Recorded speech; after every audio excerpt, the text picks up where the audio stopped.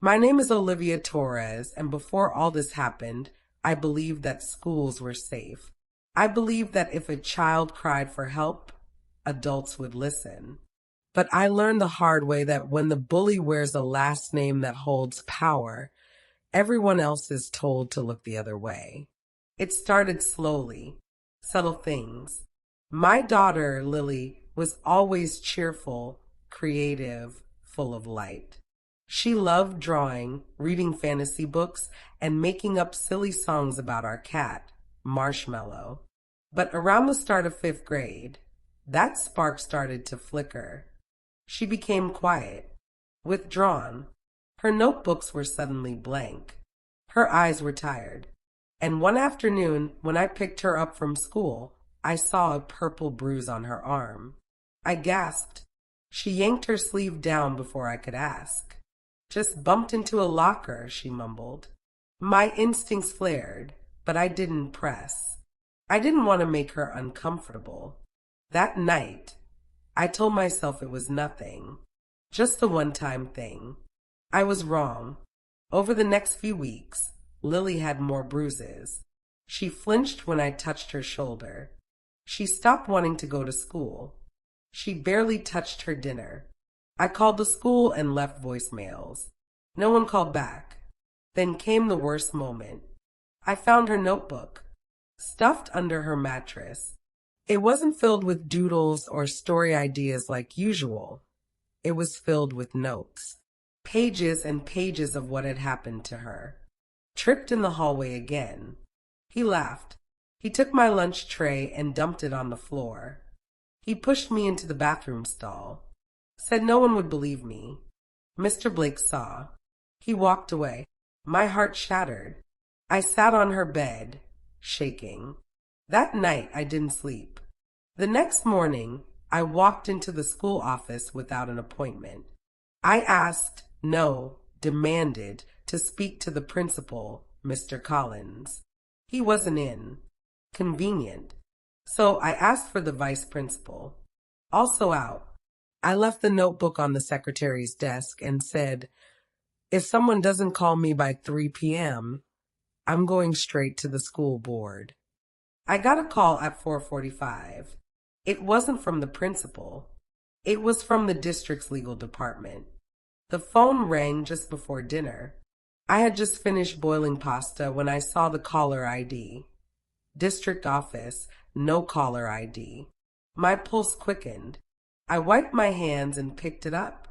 "Mrs. Torres," a woman said, voice crisp and mechanical. "This is Elizabeth Crane, legal liaison for the district's administrative office. I'm calling regarding your concerns submitted earlier today." I wasn't expecting a legal representative. I was expecting the principal, or at the very least, a counselor. Yes, I left a notebook detailing the abuse my daughter has been facing. I hope someone is finally taking this seriously. There was a pause. "We've reviewed the material. Please know we're handling this matter internally, in accordance with district policy. However, we'd strongly advise against circulating or sharing unverifiable claims about students, especially when names haven't been officially cited. Such statements can harm reputations." I stared at the wall, stunned. Unverifiable? My daughter has bruises. Her own written account. Are you calling her a liar? I'm saying we are aware of the allegations, and we ask for patience as we navigate the appropriate channels. That's when I knew they weren't going to do anything. Not really. They weren't calling to solve the problem. They were calling to contain it. I pressed my lips together and responded calmly. "And who exactly are you protecting?" The voice on the line didn't answer directly. Instead, she said, "Should you have additional evidence, we recommend submitting it through the proper chain of communication. Otherwise, further dissemination could be interpreted as harassment or slander." The unspoken threat hung heavy in the air. "Are you threatening me?" "No, Mrs. Torres. I'm offering you guidance, so this doesn't spiral." I hung up. I stood there in my kitchen for a full minute, gripping the edge of the counter like it was the only thing keeping me upright. That night, I put Lily to bed early. She was still skittish, constantly glancing at her bedroom door. Every little creak made her wince. Once she was asleep, I opened my laptop. I didn't know what I was looking for exactly. Answers, maybe. A reason why this boy, Trevor Collins, the principal's son, had been able to terrorize my daughter and go unchecked. I started searching his name, and what I found wasn't just shocking, it was chilling. There were whispers about him on old parenting forums, posts from anonymous users talking about a boy at Lincoln Elementary who had been involved in multiple fights but never suspended. Another post mentioned an incident at a school talent show 2 years ago, where a child was shoved off the stage mid-performance. No action was taken. One commenter said, "Can't prove anything when the cameras go mysteriously missing." It wasn't just Lily. This had been going on for years. I opened Facebook and started messaging parents from the school directory, asking them if they'd noticed anything strange, or if their kids had mentioned someone being bullied. I expected maybe 1 or 2 responses. I got 12. All of them described similar behavior. Kids who were pushed, insulted, shoved downstairs, had backpacks emptied out in the rain. And all of them said the same thing. Nothing was ever done. That's when I called Ava, my sister. She was a journalist for a local paper, and if there was one person who knew how to expose rot, it was her. When I finished explaining everything, there was silence on the other end. Then she said, "Liv, do you know who the boy is?" I hesitated. "Trevor Collins. That's the principal's kid." I felt sick. I had guessed it, but hearing it confirmed out loud was different. "That's why they're stonewalling you," Ava said. "They're not protecting a student. They're protecting a name. And if it gets out they ignored abuse to shield their golden child, heads will roll." "I want them to roll," I whispered. "I want every single one of them held accountable." Ava was quiet for a moment longer. Then she said something I'll never forget. "Then we start gathering evidence, not just from Lily, from every parent who was told to stay quiet." I didn't sleep that night. While Lily dreamed peacefully upstairs, finally unbothered by the anxiety that had become her constant, I stayed glued to my laptop, organizing screenshots, messages, and notes into folders. I color-coded them: blue for parents who witnessed bullying, red for those whose children were victims, green for anyone who had tried to report it and was ignored. By 3 a.m., I had 37 pages of testimony, most of it anonymous, but all disturbingly consistent.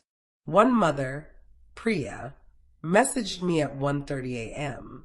"My son was punched in the stomach in gym class last year. The teacher saw it.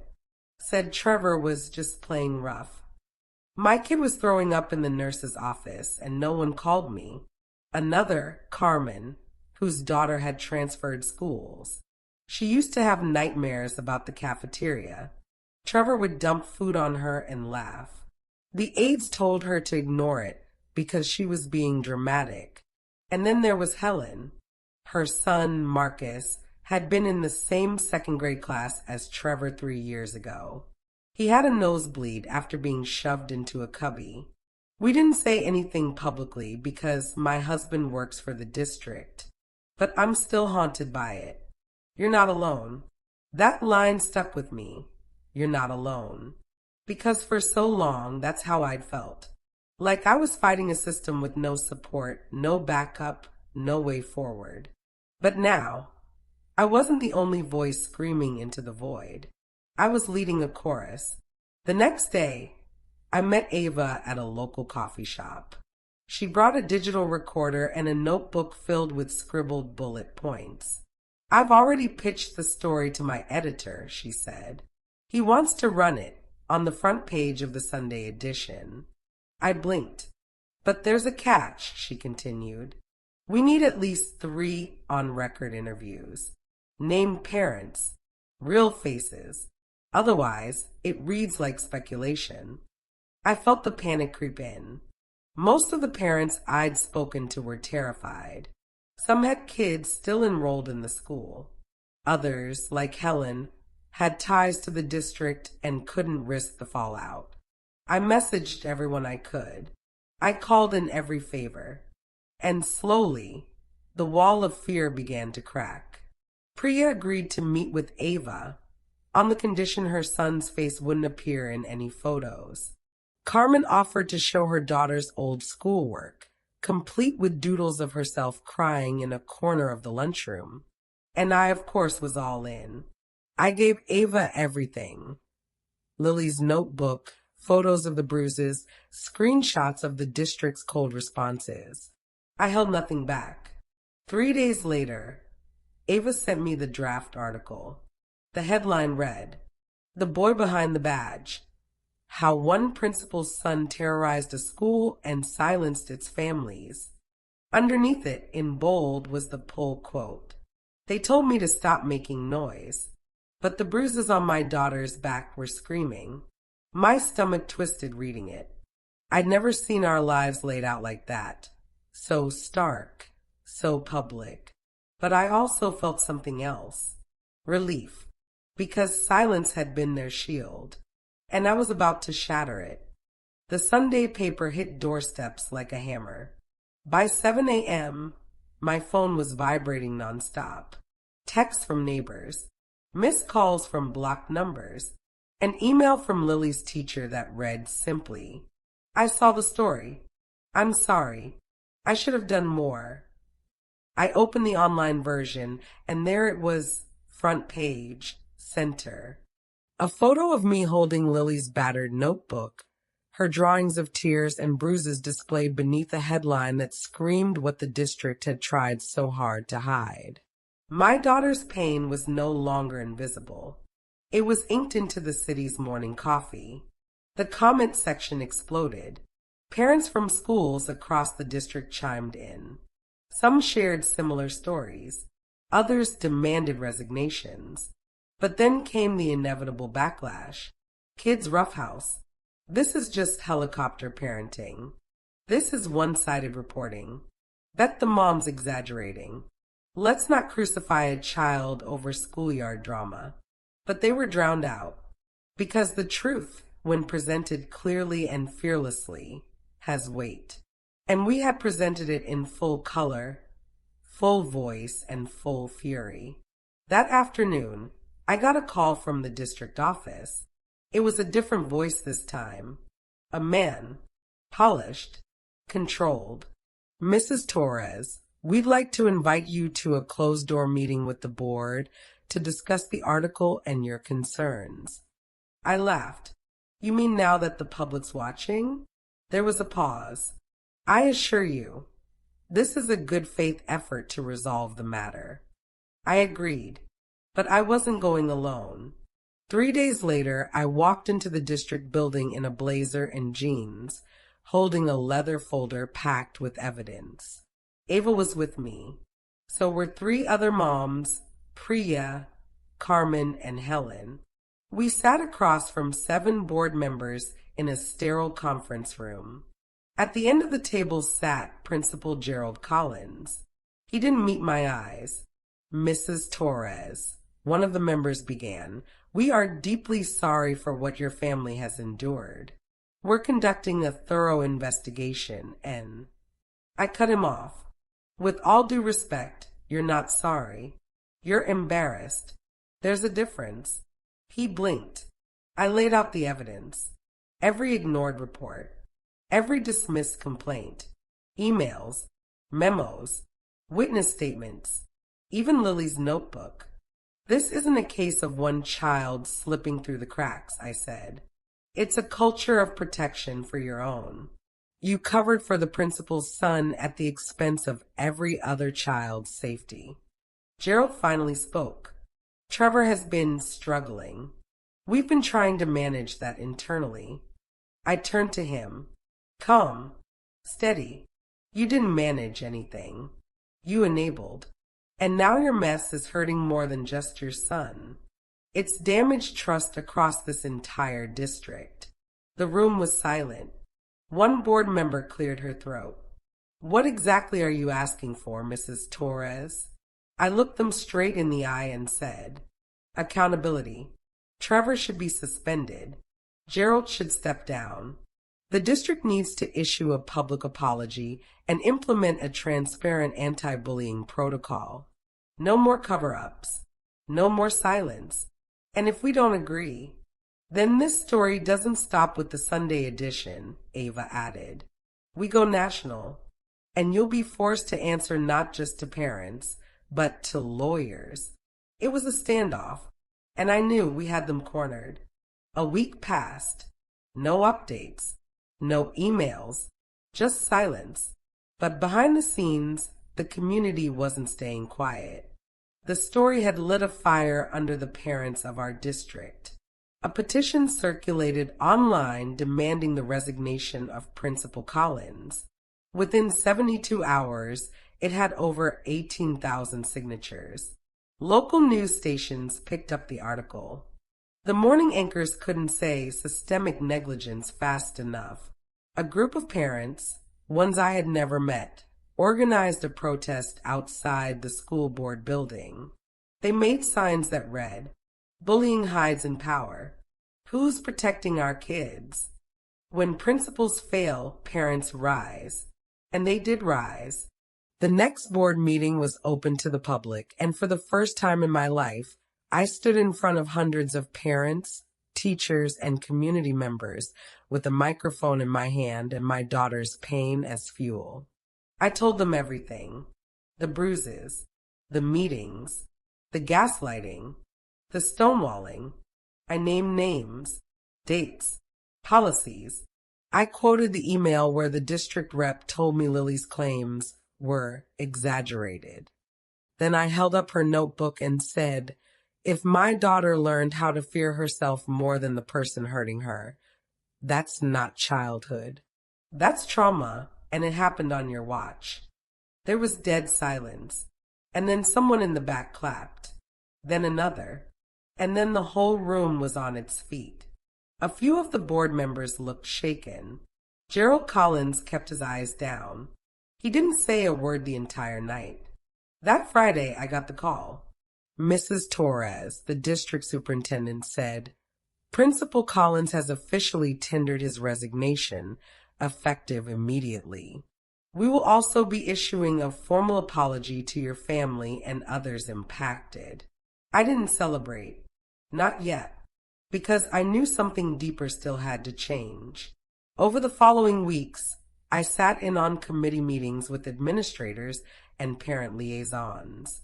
I helped draft a new anti-bullying policy with teeth, one that required anonymous reporting channels, independent reviews of serious complaints, and quarterly evaluations of staff response systems. The school board also agreed to fund mental health counselors on each campus, beginning with ours. And as for Trevor, he was removed from school and quietly enrolled in a private behavioral program. Some parents complained it wasn't enough. Others said it was too harsh. Me, I didn't want revenge on a child. I wanted protection for mine. Lily started sleeping better. She stopped biting her nails. Slowly, she began to smile at school again. On her first day back after the protest, her teacher handed her a little folded note from a classmate. It said, "You're brave. I'm sorry I didn't help." She carried it in her backpack for months. That note mattered more to her than all the speeches, the petitions, or the news stories. It was proof that someone saw her, believed her, that she wasn't alone. It's been over a year since I stood in that boardroom. The scars are still there on all of us, but they don't sting the same anymore. Because we turned our pain into something louder than silence, change. Lily's doing well now. She's in a new class with a new teacher who actually listens. She's made friends again, good ones. The kind who wait for her at the gate in the morning and walk with her to class. The kind who don't make her feel small. And me, I didn't stop. After the policy overhaul in our district, I was asked to speak at a state education conference about parental advocacy. I told our story unedited, raw, a mother's account of being dismissed, gaslit, and finally heard. After my talk, a woman came up to me with tears in her eyes. My son was bullied too, she said, but I didn't know I could fight back like you did. I hugged her, and in that moment, I realized something important. This fight was never just about my daughter. It was about every child who ever sat alone at lunch. Every kid who flinched at the sound of footsteps behind them in a hallway. Every student who felt like no adult would ever truly protect them. And it was about every parent who'd been told to let it go when their gut screamed don't. I've since co-founded a nonprofit that helps families navigate school complaint systems. We offer workshops, free advocacy templates, and one-on-one support. Ava, my friend who stood by me from the beginning, now works full-time with the org. We've helped more than 400 families in just 9 months. Our motto, make them listen, because too many systems hope we stay tired, quiet, and polite. But we're done being quiet. We're done being polite. We are the mothers who knock on doors, show up at board meetings, and don't leave until change does. Sometimes I still find Lily sitting in her room, flipping through that notebook of hers. The pages that once held bruises and fear now sit at the back, with newer ones in front, full of color, laughter, and little cartoons of her and her best friend. She even drew me once standing at a podium with a cape on my back and a fire in my hand. Is that how you see me? I asked. She nodded. You're the mom who saved me. Because when they tried to break my daughter, they forgot her mother was watching.